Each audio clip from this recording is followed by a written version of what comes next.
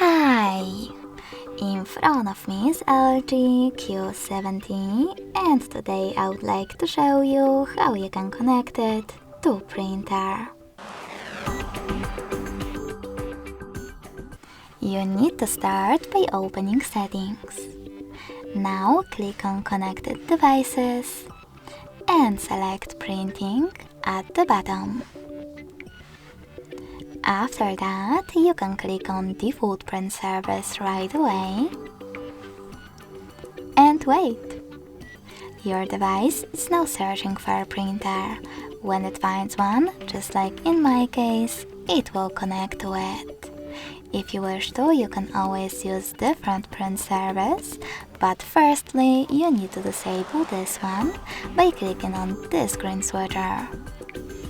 Now tap on the back button, choose Add Service and download the best one for you. I will go with HP one because of mine HP printer.